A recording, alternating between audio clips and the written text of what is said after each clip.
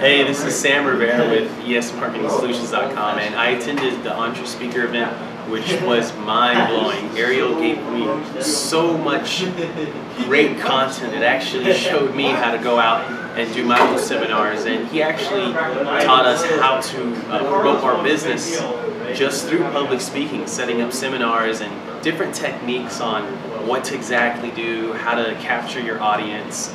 It was just amazing. So Entre Speaker was amazing.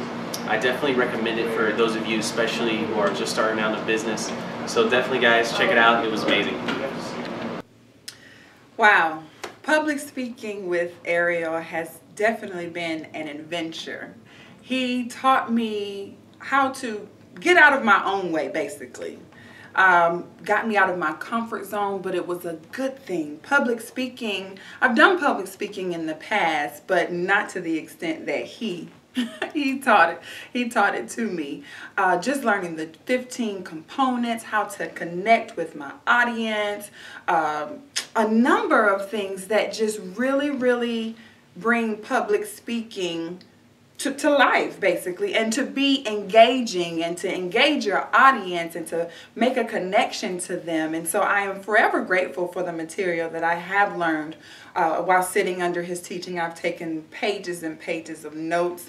Oh my goodness, I've gotten so nervous in the camera, but now I'm confident to go out there and to use the skills that I have acquired from his teaching, and I am ready to take this to the next level. So Ariel, I thank you so much for your passion, for your teachings, for just everything you poured out to us. You definitely left your all on the table, and I'm very appreciative.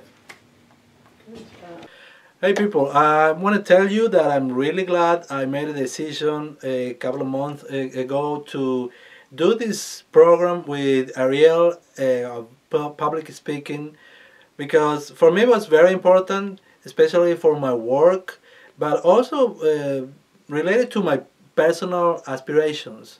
I wanted to be able to speak fluently and with confidence and be able to learn some elements that would give me support for me to express myself in any environment. I really feel that here with Ariel, I picked up a lot of stuff that I'm still processing and incorporating, and I'm sure they're going to be essential and very important. And this whole learning process is going to be to give me a tool that will put me under a different light, because I'm going to be able to do different things and to be more exposed without being shy or insecure. And that's huge, because I believe that in order for you to improve and progress, you need to be out there and express yourself and communicate in the best possible way. All the things I think I achieved in this program, and I know there is still a long way to go, but I'm confident that I have the elements, I have the support, the structure that is going to help me from now on. So thank you, Ariel. About 2.5 months ago, I met this little cute guy at a hotel, at a presentation we were doing for our company, Visalis. And something about him, I connected with him instantly. And he had a card, and it said public speaking. Now, if anyone knows my background, I hate public speaking. I can't speak in front of 3 people. I get really nervous, my palms are sweating. It's a mess. And he said, the card said, rediscover yourself. And that instantly grabbed me. About 2 days later, I called him. And I just wanted to know, what can you do for me? How can you help me rediscover myself? He said, well, he went into his speech of, I can teach you. And I said, okay. And I kind of hired him for myself. And then I said, wait a minute. I want to share this with my team. And I hired him, and the first night, I was sitting there like this, like, oh, I hope he's good and he's not an amateur. That's what I was saying. I was praying that. And it turned out he was so good. I was just like, oh my God. I was mesmerized by how good it was and how much I learned in the very first night for 2 hours. And he got me up in front of that room, and I wanted to sit down so bad, and he kept asking me questions, and he kept me in front of the room. And the teaching that he gave me did something major for me. I will never ever forget this little guy. Never. Because I think about him and I talk about him to my husband all the time, and I said, his teaching has catapulted me, I believe, to the next level. As simple as he was, some of the people that invited was like, nah, you know, he's probably an amateur. And I said, no, I got a feeling about this guy. And guess what, guys? My gut feeling was right. He's good at what he does. He was patient with us. He was kind. He was just professional on every level. And most importantly, he interrupted my comfort of not being in front of the room, and he dragged me out there. And now I'm on the way to South Columbia to do a party in front of a room full of people. And I am nervous. Don't get me wrong. Nervous is a good thing, but I am confident that I will deliver, and it's because of his teaching. And for that, Ariel, thank you so much. God bless you, and I look forward to working with you again.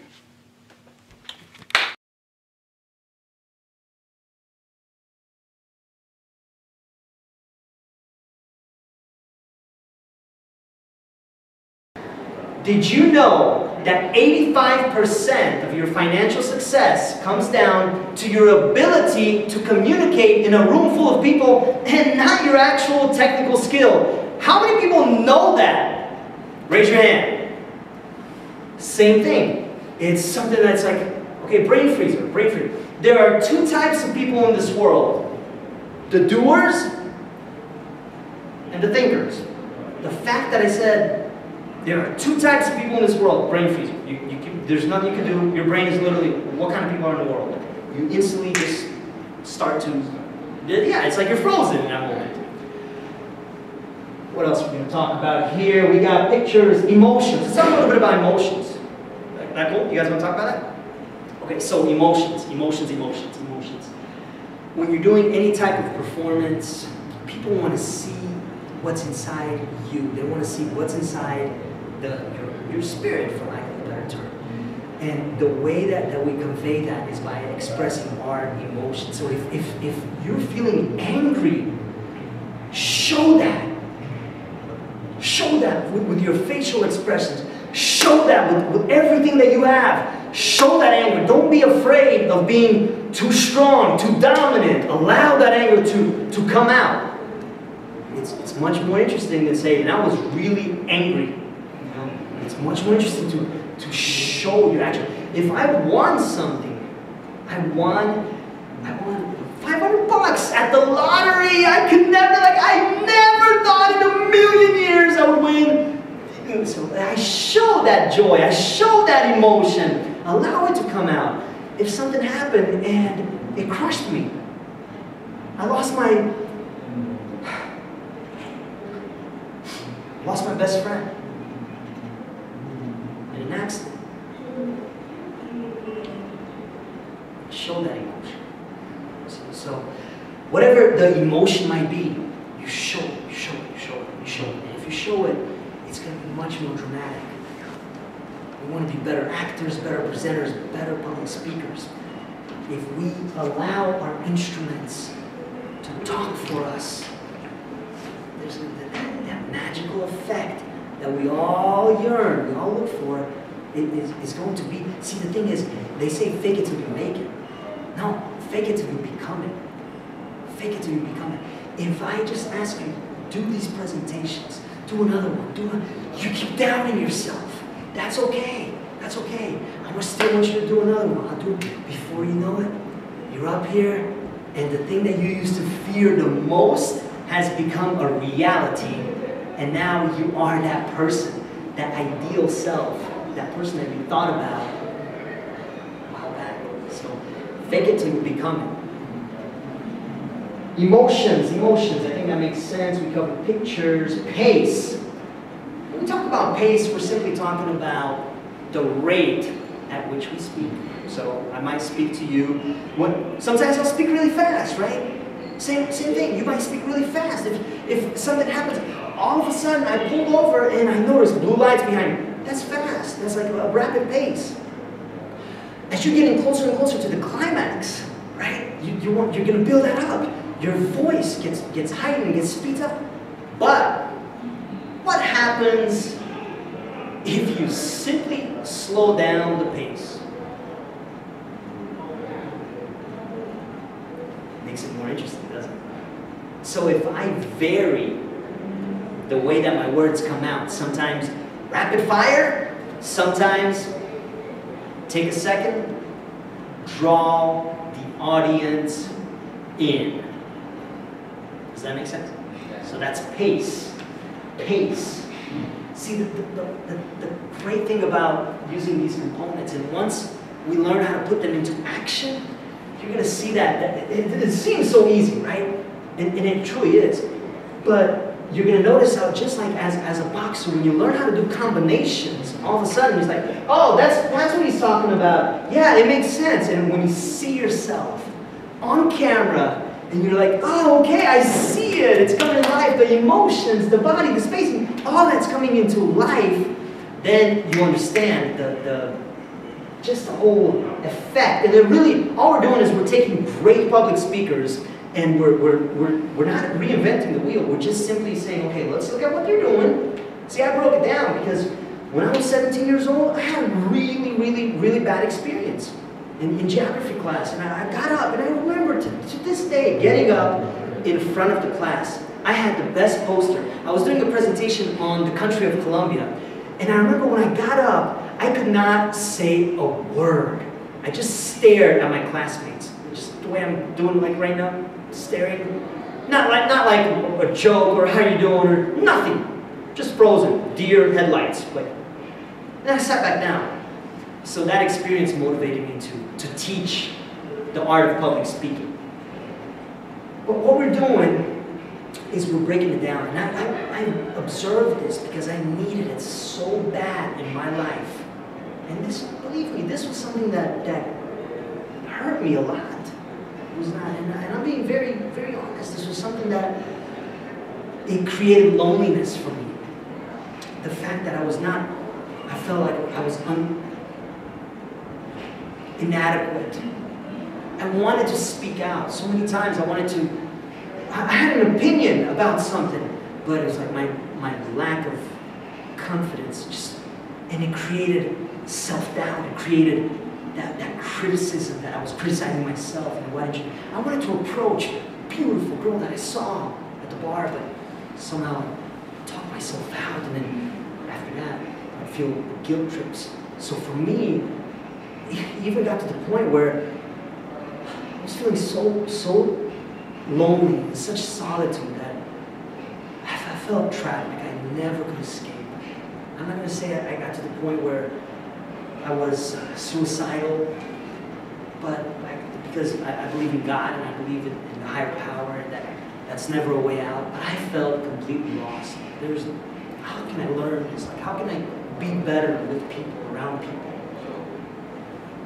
So when you put yourself in a position, in a situation, in that type of situation, I would be like, okay, I know the only way I'm going.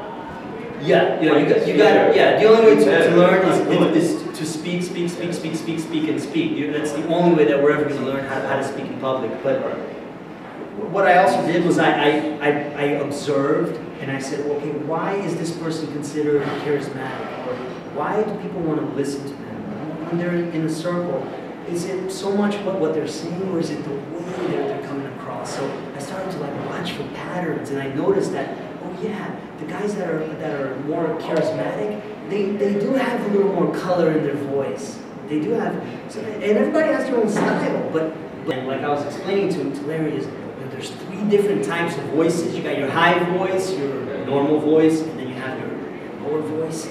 So using all those 3, it helps you to capture their attention a lot better. work on the pausing, the spacing. Or So, pause and space. let's go ahead and, which other ones you guys want to talk about? When you say pauses and spacing, that's what you're talking about, right? You're talking like trying to get your thoughts and The Oz. The Oz, I connect that to the pause because there's a direct link to it. And I have these words in a one-word type of format. I know it's not politically correct. Pictures, face, pause. Why do you got pause and Oz? The same, but I don't care. I just want you to remember. And that's why I did this in such a way to where, yeah, I could have said vocal variety, but voice. You see that little, alligator. Oh, you remember that. You can't forget that. So we want to embed it into your subconscious, basically, so that this will become a maximum impact type of learning. But we talked about spacing, pause as well. We talked a little bit about pictures. You guys have a pretty good understanding now. And of course, being in the film industry, we all know how important it is to that picture, that scene where you get that shot. It's like pictures are truly 1,000 words. Let's go ahead and talk a little bit about characters. And this is great for actors, by the way. Great for actors. Characters. Characters is when you're telling a story. Let's say you find yourself at a Thanksgiving party, and at this party, you're around the table, and there's 15 people around the table. And you're about to tell a story about something that happened to you yesterday. As you tell that story, let's say you're talking about Uncle Larry.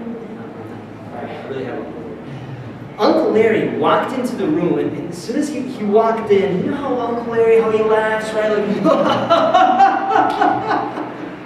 he's got that infectious laugh, and you go into the voice of Uncle Larry.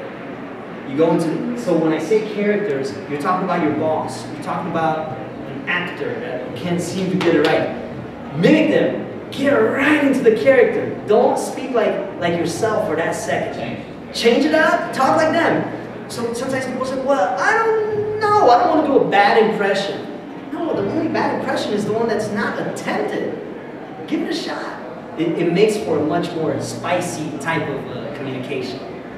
So characters is simply, when you're talking about somebody else, use that character voice. How you just allow yourself to just get in it right away. And don't doubt yourself. Oh, did I get it right? Did I do him justice? Just use that character. That makes sense? Yeah. Cool. So we understand pictures.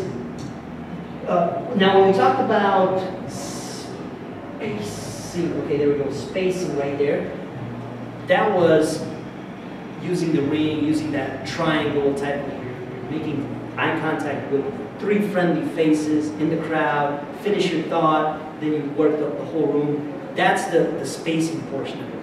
Now body, and I know I'm actually backtracking a little bit because I got this slightly wrong. Body is using your whole body into the talk. So sometimes I'll listen. One of my favorite pastors is Andy Stanley. I don't know, have you guys ever heard of Andy Stanley? Andy Stanley, Bucket Church, really big church, 3rd largest church in America actually. And so I see him sometimes, and he's preaching on Sunday mornings, and when he makes a point, he'll make a point in such a way that he'll put his whole, like almost like he's doing like a pivot. Like it's not just the gestures, because that's one of the components right there, but he puts his whole body into what he's saying. So if you put that congruency, because see, as public speakers, as actors, what we want to do is we want to have the congruency. If we have that congruency, then our communication will be fluid. It'll be fluent. It'll be almost it'll be something that people want to listen to, because it's no longer you that's speaking at that moment. It's you getting out of the way. And that's all public speaking training. It's just chipping away at the bad habits that have taken place throughout conditioning, society, growing up, parents, whatever it is, bad role models, whatever it may be, it's just chipping away at that. Because when you were young, as a 2-year-old, you were a great public speaker. You were not afraid to speak in public at that time. You were just free little kid. So we're trying to bring you back to the child within. So we use these components to chip away, to carve away the blocks that are happening. So now we're talking about physical blocks. Spacing, pause, face. How about that? Face, nice. Poker face is not good for public speaking. But gestures. We're just gonna kind of go tall here. Gestures is using your hands. Now we talked about body. The body is just like using your feet, like you're dancing, like you're boxing.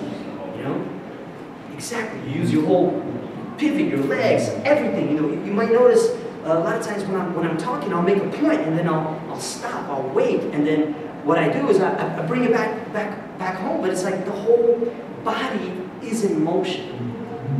Yeah, makes sense, right? Okay, so gestures. Gestures is not so much almost like think about the body is more the legs and the hips. Like we're doing Muay Thai right now, you know? And this is more of the punching. This is, what do I do with my arms, with my hands? What do I do? So there's a couple different kinds of gestures. You have your dynamic gestures. Dynamic, a lot of times when we speak, you bring home a point. People, they get enraptured by that because it's like, there's different kinds. Sometimes you use the open palm type of gesture.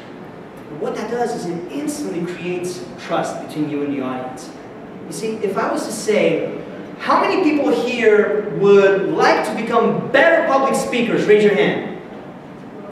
How many people here would like to become level 10 public speakers? Raise your hand. You see? What that does is, as soon as I did this, it created a bond, a trust, because it's like, look, I'm just here, kind of like, I'm defenseless. I'm going to show you, so you show the audience your palms, it is not threatening and it's a rapport builder.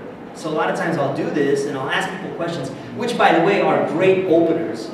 We were talking earlier about the 30 seconds that matters the most critical 30 seconds that takes place when you're about to do a presentation or when you get up on stage and you're about to do a critical monologue or any type of performance.